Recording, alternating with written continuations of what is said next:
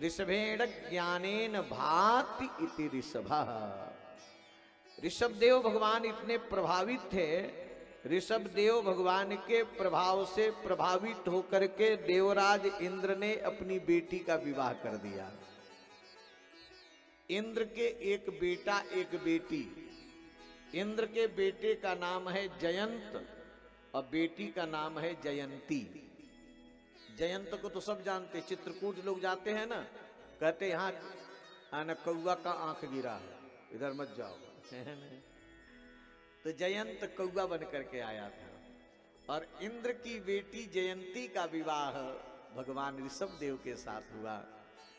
और भगवान ऋषभदेव ने अपनी पत्नी जयंती से 100 बेटा पैदा किए। कितने बेटा पैदा किए? 100। सबसे बड़े पुत्र का नाम हुआ भरत। इन्हीं भरत के नाम से इस अजनाब खंड का नाम पड़ा भारतवर्ष। यदि आपसे कोई पूछता है आप किस देश में रहते हो, आप कहते हो हम भारतवर्ष में रहते हैं, है ना। ये भारत वर्ष भरत जी के नाम से पड़ा है। और भरत खंड दुष्यंत पुत्र शकुंतला के, शकुंतला नंदन दुष्यंत पुत्र श्री भरत जी के नाम से पड़ा है। श्री भरत जी महाराज एक दिन अपने श्री ऋषभदेव जी ने अपने पुत्रों को उपदेश दिए हैं। ऋषभदेव जी अपने पुत्रों को क्या उपदेश देते हैं कि नायम देह भाजा, नायम देहो देह भाजा नृलोके, कष्टान कामान नरहटे बिडभुजा में, तपो दिव्यम पुत्र कायेन सत्वम, शुद्धेद अस्माद ब्रह्म सौख्यम त्वनंतम। बस ध्यान दे करके एक उपदेश सुन लो।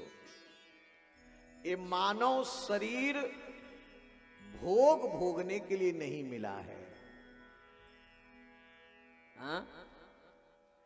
ये मानव शरीर किस लिए मिला है? भोग भोगने के लिए नहीं मिला है। जो भोग कुत्ते को भी मिल सके, जो भोग सूकर को भी मिल सके, जो भोग गधे को भी मिल सके, जो भोग एक नाली के कीड़े को भी मिल सके, उसी भोग को जो सब कुछ मान लेता है वो अभागा है। नाली के कीड़े को भी नाली में कीड़ी मिल जाती है, कुत्ते को भी कुतिया मिल जाती है, केवल इतने के लिए मानव जीवन मिला है भजन के लिए, सत्कर्म के लिए।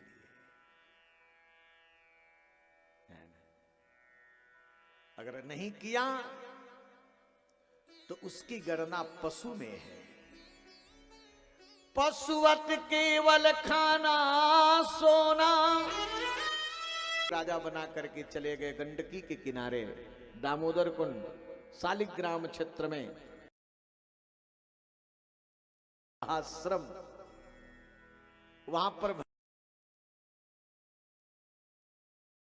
दिन स्नान कर रहे थे, तब तक एक हिरणी जल पीने आई, मृग में ही आसक्त हो।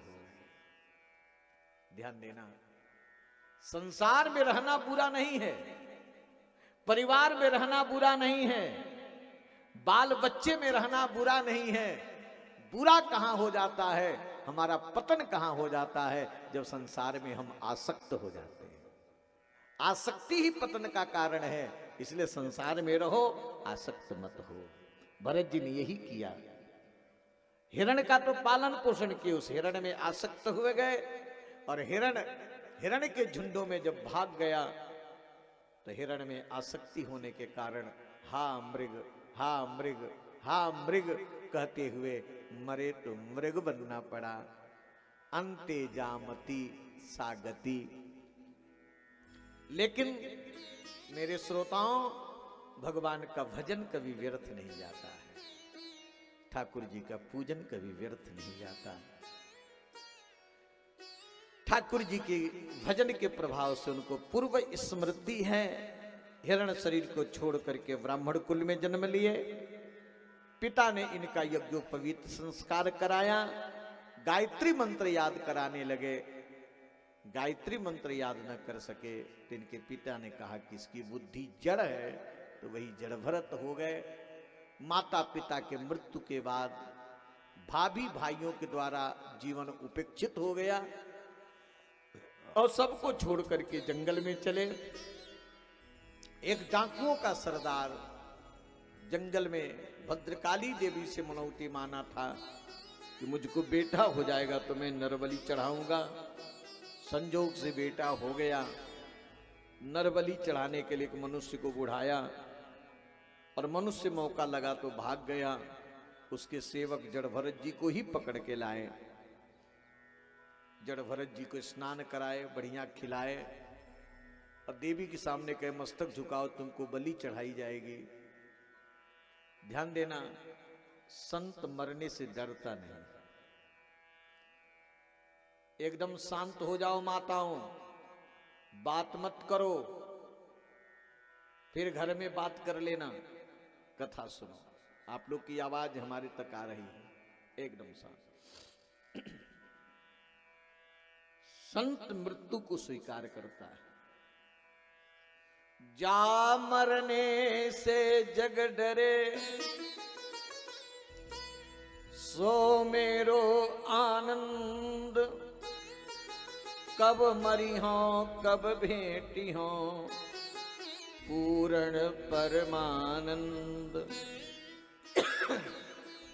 डाकू का सरदार ने तलवार उठाया और ज्यों ही जड़ भरत जी के गर्दन पर चलाना चाहा, उसी समय मूर्ति फाड़ करके भद्रकाली देवी प्रकट हुई हैं और उस डाकू का गर्दन ही उसी तलवार से सपाचट की हैं और फुटबॉल बना करके खेलने लगी।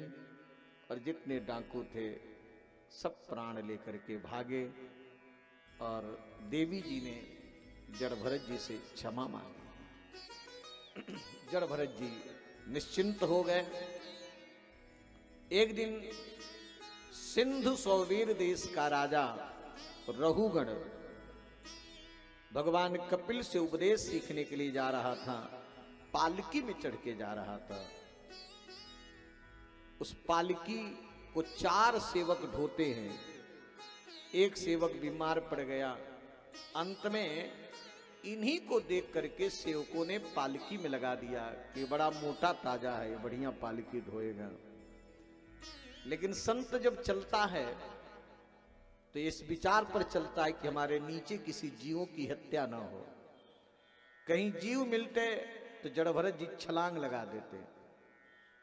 अब पालकी ढोने वाला जब छलांग लगाएगा तो पालकी में बैठने वाले की क्या दशा होगी, आप ही सोच लो।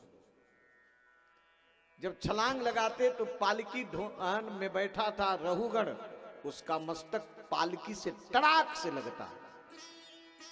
कई बार उसने बहुत व्यंग्यपूर्ण बातें कही है। एक बार तो उसने कर दिया कि मैं तुम्हारी चिकित्सा कर डालूंगा, तो मेरी आज्ञा का उल्लंघन कर रहा है। और श्री जड़ भरत जी महाराज इसके ऊपर कृपा किए हैं। मैं बहुत कुछ उपदेश नहीं दे पा रहा हूं, समय नहीं है। भवाटवी का वर्णन करते उन्होंने कहा कि राजन, मैं भी पहले राजा था, लेकिन जब तक किसी महापुरुष के चरण रज में अपने जीवन का अभिषेक नहीं करोगे तब तक तुम्हारे जीवन का निखार नहीं आएगा। और जड़ भरत जी के द्वारा रहुगण का बहुत कल्याण हुआ है। इस भागवत के 5वें स्कंद में भूगोल खगोल का बहुत विस्तृत वर्णन है, ग्रहों की गतियों का वर्णन है ना, और नरक की गतियों का वर्णन है। नरक की स्थिति को सुनने के बाद श्री महाराज परीक्षित ने सुखदेव जी से निवेदन किया कि भगवान, संसार में जब प्राणी आता है तो उससे कुछ न कुछ बन ही जाता है। कुछ अच्छा भी बनता है, कुछ बुरा भी बनता है, तो उसका कैसे कल्याण होगा। तो श्री सुखदेव जी ने कहा कि परीक्षित, अगर कोई पाप से डरता हो, अगर पाप से डरता हो तो पाप का प्रायश्चित कर ले, और रोग से डरता हो तो औषधि करा ले। परीक्षित ने कहा कि महाराज, प्रायश्चित तो ऐसे है जैसे हाथी को नहवाओ, बढ़िया नहवाओ, शैम्पू से नहवाओ, बढ़िया नहवाओ, आजकल चला है। और नहवाने के बाद हाथी को छोड़ दोगे तो हाथी क्या करेगा? अपने सूंड से धूल उठाएगा, अपने फुर्र से डाल लेगा।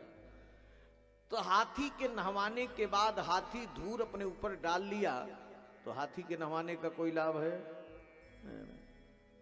इसी प्रकार कोई पाप करता है, प्रायश्चित करता है, फिर पाप करता है, फिर प्रायश्चित करता है। कोई ऐसा उपाय बता दे जिसमें पाप की प्रवृत्ति ही ना हो। सुखदेव जी ने कहा कि परीक्षित, एक ही उपाय है कि अपना मन भगवान में लगा ले और भगवान के नाम का कीर्तन करे। अगर कोई मन भगवान में लगाता है, भगवान के नाम का कीर्तन करता है, तो प्रत्यक्ष की बात छोड़ो, स्वप्न में भी यमराज के दूत उसके पास नहीं आते हैं। सकृन मनः कृष्ण पदारविंदयो निवेशितम तदगुण राग जयरिह नते यमं पास भृतश्च तदभटान स्वप्ने भी पश्यन्ति ही चिरड निष्कृता। यहां पर सुखदेव जी ने एक अजामिल ब्राह्मण की कथा सुनाए हैं। जो अजामिल कानकुब्ज ब्राह्मण था,